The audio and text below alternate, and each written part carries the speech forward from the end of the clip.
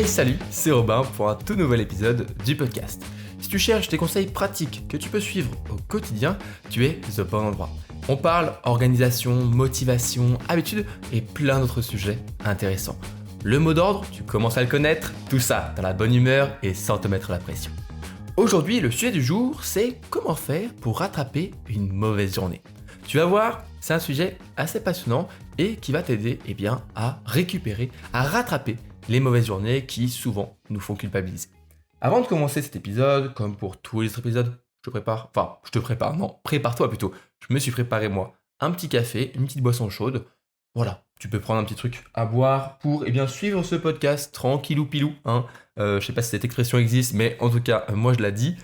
On se pose et on discute ensemble dans ce podcast. Je t'ai mis des petites guirlandes. Voilà, je sais que c'est un petit peu la période de Noël. Malheureusement, j'ai pas de sapin de Noël. Mais voilà, j'ai mis 2-3 guirlandes parce que je sais qu'il y en a 2-3 parmi vous qui m'ont envoyé des petits messages pour me dire « Non mais Robin, est-ce que tu peux pas mettre des petites guirlandes dans ton décor pour le podcast ?»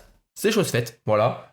Les meubles aussi ont un peu bougé. Bref, ça c'est normal. N'y fais même pas attention. De toute façon, si tu m'écoutes en podcast, tu vois même pas ce que je suis en train de dire, mais c'est pas grave.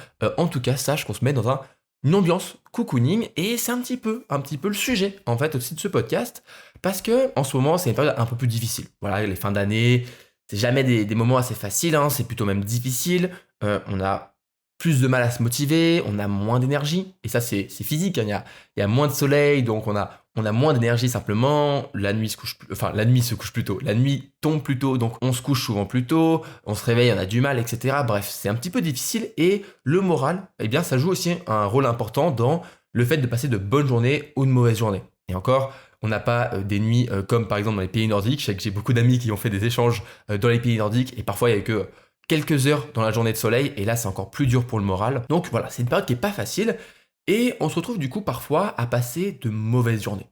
Alors, qu'est-ce que je veux dire par mauvaise journée ? On peut prendre un exemple assez simple, par exemple, c'est ça va être la veille. La veille c'est un vendredi, c'est vendredi soir, et tu commences à prévoir plein de choses à faire pour samedi, parce que tu as commencé à accumuler un peu de retard, tu as procrastiné un petit peu ces derniers temps, et du coup, faut que tu te rattrapes. Faut que tu te rattrapes un petit peu, faut que tu fasses des choses. Voilà, tu as plein de choses à faire, tu as envie demain, samedi, de faire plein de choses. Donc tu prévois, tu t'organises un petit peu, voilà, tu te dis, ok, faut que je fasse ça, tu as une belle idée en tête de ta journée de samedi, et faut que tu rattrapes et que tu fasses plein de choses. Malheureusement, le lendemain, tu te lèves plus tard que prévu. Voilà, tu as besoin de sommeil. Malheureusement, il y en a qui peuvent culpabiliser de trop dormir, mais c'est comme ça. Tu avais besoin de plus de sommeil, donc tu te lèves plus tard. Au fond, tu sais que c'est normal que tu dormes plus, mais ça commence quand même mal. Tu te couches pas forcément tard, mais tu te lèves en tout cas assez tard. Tu commences la journée, ça commence pas bien. Et tu n'arrives pas à te motiver. Le matin, tu avais prévu de travailler, de commencer dès le début de la journée.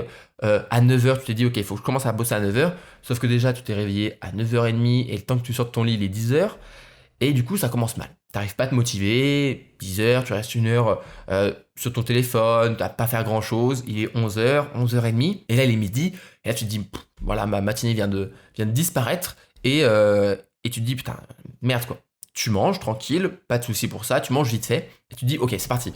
J'essaye cet après-midi de me remettre dedans, sauf que début d'après-midi, t'es un peu fatigué par la digestion, ça te prend de l'énergie, t'as mangé, et ouais, t'es un petit peu dans cet état qui est un peu difficile parfois en début d'après-midi à se motiver, parce que même si on a envie, même si on commence à faire du mouvement et donc on commence à se motiver, en fait on est tellement fatigué, tellement on prend un peu un coup de barre tout simplement par la digestion que tu n'y arrives pas, 14h, 15h, et là 16h, l'heure du goûter entre guillemets, 17h. Et 17h t'arrives et t'as toujours rien fait. T'as un petit peu traîné sur les réseaux, t'as regardé 2-3 mails, t'as regardé ce que tu devais faire, ta liste de tâches tu l'as regardée 3 fois sans jamais la cocher, sans jamais la commencer. Et tu te dis, oula, là, il commence vraiment à avoir pas mal de choses. Donc là, tu as plusieurs choix. À ce moment-là, il est 17h, tu as plusieurs choix. C'est samedi, qu'est-ce que tu peux faire ? Soit tu ne fais rien du tout, et tu acceptes la situation, et tu risques probablement de culpabiliser, te dire que vraiment, tu as raté ta journée. Ou alors tu te dis que c'est pas grave. C'est pas grave.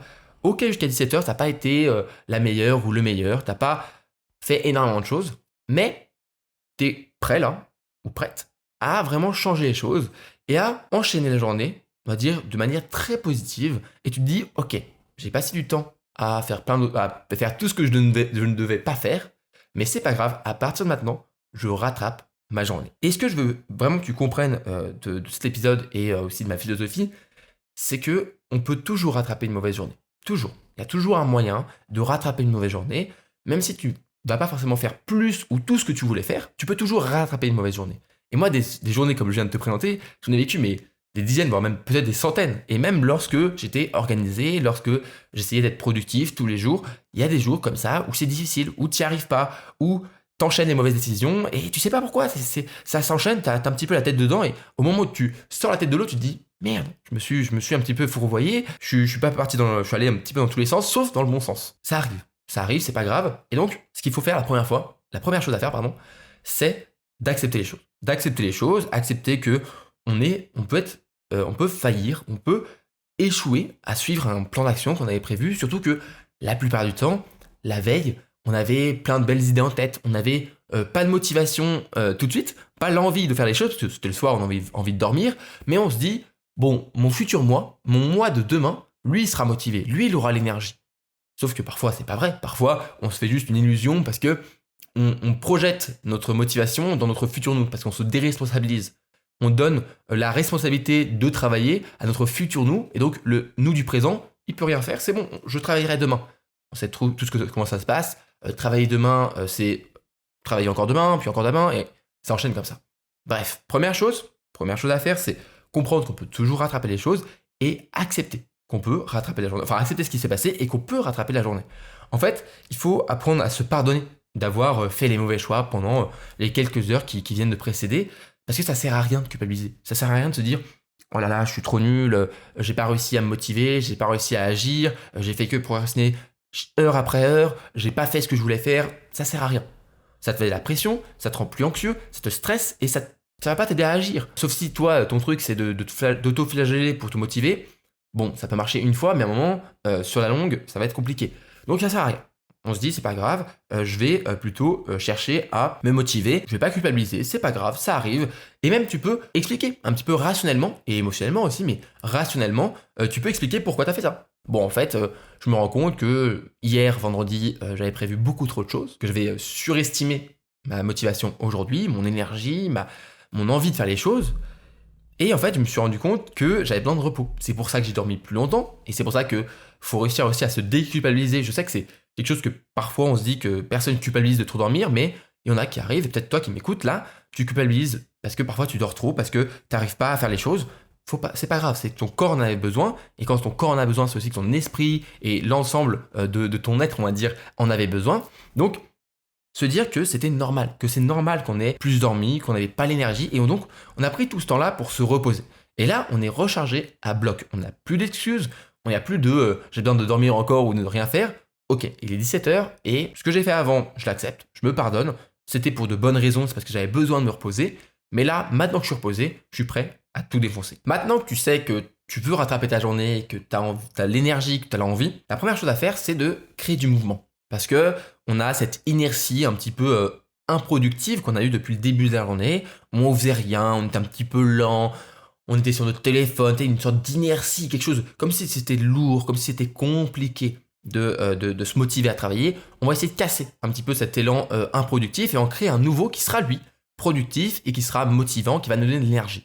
Pour ça, je t'invite à commencer par un petit peu, moi j'appelle ça les actions de transition, comme ce que je te propose d'ailleurs parfois quand je te demande de faire quelque chose en même temps que ce podcast. Tu peux faire un peu de ménage, tu peux te lever, ranger 2-3 choses, faire un peu de propre sur ton bureau, tu peux commencer par faire autre chose, par exemple aller faire ta vaisselle qui traînait, par exemple. Tu peux aller faire le repas de ce soir, tu le prépares et tu pourras du coup le préparer, il sera prêt, ça commence ton élan productif. L'idée, c'est de créer comme ça un mouvement pour en fait que une fois que tu as fait ce mouvement, tu sois motivé pour enchaîner avec tes vraies tâches, tes tâches vraiment de travail, etc. que tu avais prévu. Après, si tu avais prévu de faire la vaisselle, au moins c'est fait, hein, c'est sûr, c'est bien. Mais ça te permet aussi surtout voilà, de prendre du plaisir, à te rendre compte que tu es capable de rattraper ta journée. La journée n'est pas terminée. Tu te rends compte que c'est possible. Et en fait, ça déclenche quelque chose dans notre cerveau. On se dit, ok, en fait, je peux le faire. Je peux réussir à rattraper ma journée. Même s'il est 17h, même si 3/4 de ma journée, elle est déjà terminée, le dernier quart, s'il est excellent, et bien tout le reste, c'est bon. Ce sera à 100%, je pourrais être fier de moi à la fin de la journée. Donc tu crées cet élan. Tu crées cet élan, un peu de ménage, la cuisine, la vaisselle, ce que tu veux. Et une fois que tu as fait cet élan, cette première tâche un petit peu de transition, cette action de transition, tu peux enchaîner ensuite avec une certaine routine qui va te mettre dans un bon mood. Parce que là, tu es dans cette phase de transition, tu as encore l'esprit un petit peu improductif, ça commence à venir, tu commences à te rendre compte que tu peux faire autre chose, mais là, il va falloir que tu te motives à faire ce que tu voulais vraiment faire. Donc, pour ça, tu peux suivre une certaine routine. Il y en a plein de différentes. La tienne sera différente de la mienne, il n'y a pas de souci. Mais tu peux suivre, par exemple, moi, je sais que j'aime bien parfois m'allumer une petite bougie pour avoir encore une fois cette ambiance cocooning. Tu peux te mettre une petite guirlande si tu veux. Moi, je sais que j'allume des lampes autour de moi. J'aime bien avoir des lumières. J'en ai une là, j'en ai une là. Bon, là, je me filme, donc bien sûr, j'ai des lumières en plus. Mais j'aime bien me mettre une petite ambiance, déjà juste lumineuse. Tu peux un petit peu tamiser si tu veux la pièce, parce que ça peut te mettre dans un meilleur mood, vu qu'il commence à être tard le soir. Mais tu peux aussi allumer, tu peux faire ce que tu veux. Mets-toi dans une ambiance que tu aimes bien. Tu peux te mettre une bougie pour aussi les odeurs, ça peut être sympa. Je t'invite aussi après à te faire du coup voilà, une petite boisson chaude, café, thé. Peut-être pas un café à 18h, c'est pas ce que je te conseille non plus. Mais ça peut être dans ta routine, on va dire en général. Moi, souvent, ce que je fais quand c'est le soir et que j'ai envie d'avoir quand même une boisson chaude, soit je me fais un thé, soit je me fais plutôt un chocolat chaud. Je sais que ça peut paraître enfantin, mais j'aime bien. Voilà, ça me fait un petit truc à boire qui est réconfortant en fait et qui permet encore une fois de faire une meilleure transition entre le mode cocooning, je suis sous la couette sur mon téléphone, à ok, je suis sur mon bureau et je vais travailler, mais dans une ambiance qui me reste encore assez apaisante, assez rassurante et assez motivante. Et enfin, moi, ce que j'aime bien, c'est me mettre, donc je t'invite à te mettre une petite playlist sympa. Voilà, moi je me mets une petite playlist. En ce moment, j'écoute de la liquid drum and bass. Je sais que ça fait un petit peu bizarre comme nom, mais c'est en fait je dirais de la lo-fi rythmée. Voilà, c'est un petit peu un mélange entre la lo-fi et l'électro. Je sais que j'ai beaucoup écouté de lo-fi pendant longtemps. Ça peut aussi très bien être ton cas. Tu peux écouter du piano, tu peux écouter des choses inspirantes, tu peux écouter des sons d'ambiance aussi. Je sais qu'il y en a qui aiment bien avoir du son de la pluie ou des choses comme ça. Mais toi, quelque chose, un environnement, que ce soit sur les lumières, sur l'odeur, sur les bruits, sur la musique, qui te met dans un bon mood. Juste, ce que je te conseille, ce que je t'invite à faire, mais tu n'es pas obligé de suivre ce conseil, c'est de ne pas mettre des musiques trop prenantes. Souvent, c'est mieux quand il n'y a pas de voix, ou alors des voix qui sont des vocalises, pas des voix, pour que s'il n'y a pas de parole, tu ne seras pas là à chanter en fait, tu ne seras pas là pris par la musique, parce que même si on a l'impression que la musique nous aide à nous concentrer, elle nous prend une partie de notre concentration. Je sais que c'est un peu bizarre, mais ça peut nous aider à nous mettre dans un bon mood pour travailler et à garder un certain flow, une certaine inspiration, mais la musique, ça déconcentre, même un tout petit peu, même si c'est une musique qui est très faible, qui est fait pour entre guillemets se concentrer, ça nous prend une partie de la concentration, c'est pas grave parce que ça nous met dans un bon mood pour rester concentré, ça c'est vrai, ça permet de rester concentré, de rester dans l'état de flow, mais il faut se dire que plus tu as une musique qui est entraînante, plus ça risque de te déconcentrer et à ce moment-là de casser cet état de flow. Donc trouve-toi une playlist qui te correspond. Je sais qu'il y en a qui aiment bien aussi, j'aimais bien avoir les musiques des studios Ghibli. Si tu connais les films des studios Ghibli, Château dans le ciel, Château ambulant, Le garçon et le héron, qui est sorti il n'y a pas très longtemps. Toutes ces musiques un petit peu sympathiques, un petit peu nostalgie de l'enfance et tout. Voilà, c'est l'idée de se créer un environnement qui est assez cool, qui est assez sympa. Voilà, il y a plein de choses différentes. Il y a Synthwave aussi, par exemple. Trouve-toi un style de musique que tu aimes bien, va chercher sur les playlists, sur YouTube, Spotify, etc., Apple Podcast, Apple Music, etc. Tu trouveras normalement ce qui te plaît et tu as déjà peut-être essayé, mais si tu n'as jamais essayé d'écouter une musique pendant que tu travailles, fais-le, ça aide vraiment à rester dans le travail. Revenons dans notre sujet, parce que j'étais un petit peu dérivé sur la concentration et les musiques. Il te reste plus qu'une seule chose à faire, une fois que tu as commencé à te faire cette transition de le moment un petit peu larve, on va dire, et le moment travail, cocooning, je t'invite à faire une chose, c'est choisir 3 tâches. 3 tâches vraiment que tu veux faire avant la fin de la journée. Tu dis, ok, ces 3 tâches, si j'arrive à les faire, si je parviens à faire ces 3 tâches et je vais tout faire pour parvenir à les faire, ma journée, elle sera réussie. Franchement, tout ce que j'aurais fait avant, même si j'ai rien fait de ma journée, juste en faisant ces 3 tâches de 17h à, je sais pas moi, 20h, 21h, peut-être un peu plus tard si tu dépasses un petit peu. Si je l'ai fait, ma journée, c'est bon. Franchement, elle est réussie, je peux être content de moi, je peux être fier de moi et j'aurai 0 culpabilité. Pourquoi 3 ? Parce qu'il ne te reste pas beaucoup de temps. Déjà, première chose, c'est qu'il ne te reste pas beaucoup de temps. Donc, si tu veux faire plusieurs choses, vaut mieux que ce soit assez réduit. Tu ne vas pas faire 10 choses. Parce que si tu commences à te dire, ok, il est 17h, il faut que je fasse 10 choses, tu risques de te mettre une pression de dingue. Ça risque de pas marcher. Tu risques de faire que la moitié. Et le pire, c'est que si tu as réussi à faire la moitié, ce qui est énorme, hein, tu auras fait 5 tâches sur 10, tu auras l'impression d'avoir rien fait et tu vas culpabiliser alors que tu devrais plutôt être fier de toi. Donc, choisis simplement 3 tâches. C'est la règle de 3 de la productivité qui aide à se concentrer sur l'essentiel. Tu te dis, bon, ok, je me suis laissé aller, je me suis laisser distraire. Toute la journée, j'ai procrastiné, j'ai rien fait. Mais je vais choisir 3 tâches qui vont être utiles, qui vont être suffisantes plutôt. Voilà, c'est suffisante. Si je les fais, les 3, c'est bon. En faisant ces 3-là, eh bien, tu auras réussi ta journée et tu peux choisir aussi, pour t'aider à te motiver à faire ces 3 tâches-là, une activité qui va te récompenser. Par exemple, tu peux te dire, ok, bon, j'ai pas fait grand-chose aujourd'hui, mais je vais faire ces 3 tâches et après avoir fait ces 3 tâches, je vais passer une bonne soirée, film, je vais me faire des petites pop-corn par exemple, et je vais me poser. Je vais me poser et je vais souffler aussi, pas que sur le fait de travailler, pas le souffle d'avoir juste travaillé, mais aussi souffler un coup sur la culpabilité que tu as pu ressentir à 17h. À 17h, quand tu t'es rendu compte que tu n'as rien fait de ta journée, tu as peut-être ressenti une grosse culpabilité. Tu t'es dit, putain, mais merde, quoi, j'ai rien fait, j'avais prévu plein de choses. Là, tu as réussi à travailler et tu reprends un moment pour souffler un coup, te dire, en fait, je me stressais pour rien, je me mettais une pression de dingue pour rien, je suis capable de rien faire pendant ma journée et en quelques heures la rattraper. Je te conseille pas de le faire tous les jours, hein, franchement, mais tu te rends compte que tu en es capable, que ça va t'arriver plusieurs fois, que ça va revenir, que tu t'es bien reposé, que tu as quand même travaillé. Peut-être que tu n'as pas fait tout ce que tu voulais faire vendredi soir, mais vendredi soir, encore une fois, tu avais surestimé tout ce que tu pouvais faire, tu étais en train de rêver un petit peu.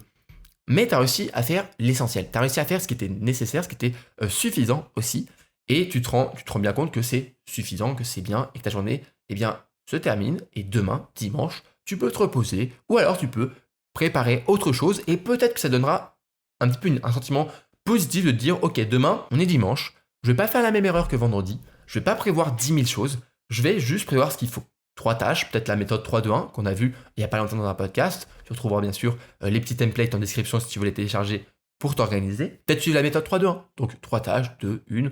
Voilà, pas grand-chose, juste ce qu'il faut pour passer une bonne journée, ne pas te mettre la pression, et ce qui t'aide en fait à être productif toute la journée, à passer des bonnes journées avec un bon équilibre entre le boulot et le repos. 2 derniers petits conseils que tu peux faire pour mieux travailler et réussir à faire ces 3 tâches avant ton activité détente le soir. La première, c'est de supprimer toutes les distractions. Par exemple, la plus évidente, c'est notre cher téléphone, voilà, qui clairement nous distrait toute la journée. Bon, je t'avoue, moi je l'ai ici, mais je pourrais l'enlever. Le mien est en ne pas déranger. Et même lorsque je le garde près de moi, je le mets face contre le bureau pour être sûr de ne pas être distrait par une notification qui serait certes silencieuse, mais qui allumerait mon écran. Donc voilà, je le cache. S'il faut que je le prenne pour appeler quelqu'un ou pour vraiment faire quelque chose sur mon téléphone, il est pas loin, mais je le laisse vraiment en ne pas déranger pour maximiser le fait de réussir à l'oublier. Et parfois, quand je me rends compte que je le prends 1, 2, 3 fois pour rien, je me dis, attends, là, je suis en train de me laisser distraire, je le prends, je le mets soit sur ma cheminée qui est à côté, donc c'est assez loin et je l'oublie complètement, soit sinon, je le mets dans une autre pièce, dans ma chambre ou quelque chose, pour vraiment l'oublier. Supprime les distractions et ce sera beaucoup mieux. Tu peux aussi mettre des logiciels ou des applications, des extensions sur ton ordinateur pour bloquer des applications ou des sites internet. Par exemple, moi je sais que je bloque tout ce qui va être réseaux sociaux, YouTube, Twitch, etc. pour rester concentré lorsque je bosse sur mon PC. Voilà. Et enfin, deuxième chose à faire, tu lances un chrono dès que tu commences à travailler pour mesurer le temps de travail, mais surtout pour un petit peu déclencher le moment où maintenant tu travailles. Tu verras, mesurer son temps, déclencher des chronomètres, etc. Ça aide beaucoup et tu peux aussi, pour la même occasion, utiliser la méthode Pomodoro avec 25 minutes, 5 minutes ou 50 minutes, 10 minutes par exemple pour te motiver à travailler et à rester concentré. C'est la fin de ce podcast. J'étais très content de t'avoir avec moi pour cet épisode. Si le podcast te plaît, n'hésite pas à t'abonner, que ce soit sur YouTube ou sur les plateformes d'écoute. Si tu m'écoutes sur YouTube ou sur Spotify, je t'invite à mettre un petit commentaire de ce que tu as pensé de l'épisode. Je serais ravi de pouvoir lire ton avis. Si tu m'écoutes sur Apple Podcasts ou Spotify, je t'invite à mettre 5 étoiles. Voilà, ça prend quelques petites secondes, mais ça aide vraiment à booster le podcast, le recommander dans les classements, etc. Merci d'avance si tu prends le temps de mettre 5 belles étoiles et même de mettre peut-être un petit avis positif. Sinon, tu peux aussi t'inscrire à ma newsletter, romaintunnel.com, un petit mail plein de conseils simples et efficaces chaque dimanche. Et sinon, moi je te dis à la semaine prochaine, à vendredi prochain, pour un tout nouvel épisode du podcast. C'était Robin, prends soin de toi, prends soin de tes proches, des bisous, salut.